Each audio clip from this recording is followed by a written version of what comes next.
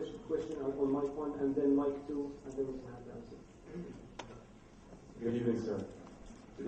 Probably after my question, I'm not going to be the most popular guy in the room, but please bear with me. Ask whatever is in your heart. Thank you.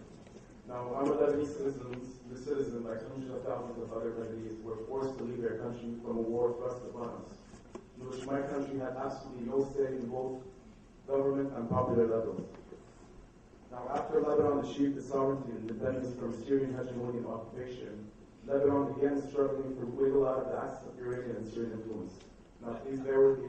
My question is not intended to the broader Syrian people. Now, Mr. Galloway, I believe I speak. Didn't sound all that brotherly, I must tell you.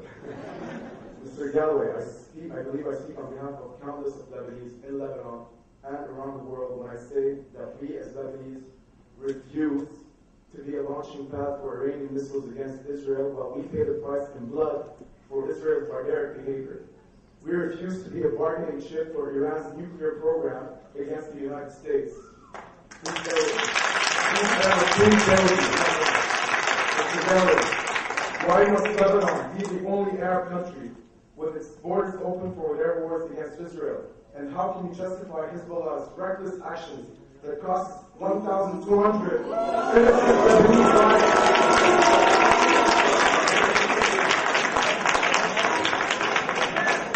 This is why we can't have Arab democracy. This is why. Why? You're asking your question, and actually you're getting longer to ask it than anybody else. This is democracy. How can you justify? 1 minute. Come on. How can you justify Hizbullah's reckless action that cost us 1,200 innocent Lebanese lives? Put your question down. The annihilation of our entire infrastructure and the obliteration of the country's economy. Thank you very much, sir. In the order that they came. First of all, please don't paint yourself as a martyr. You were given plenty of time to ask your question, and I'm going to respectfully answer it.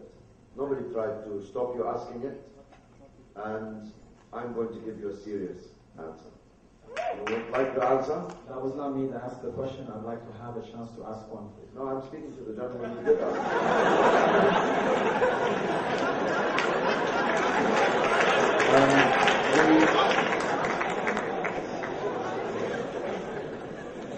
I think it's a real pity.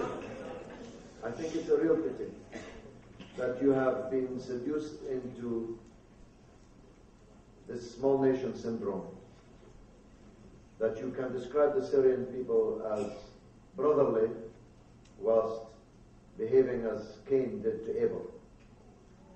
Cain stabbed Abel and killed him. And that's what the mentality that you have expressed, whether you want to or not, will achieve. There's nothing brotherly about the statement that you made. The statement that you made could have come straight from the mouth of Ariel Sharon. Or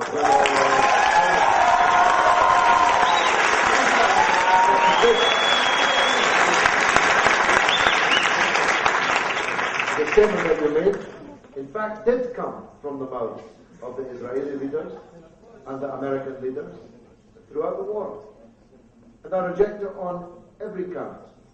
First of all, if not for Hizbullah, Israel would still be occupying all of the south of Lebanon. All of it.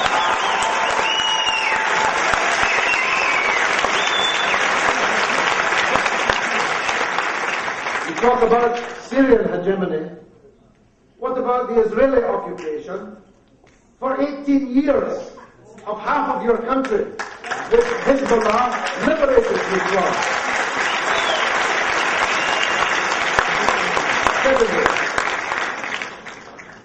part of Lebanon is still occupied by Israel.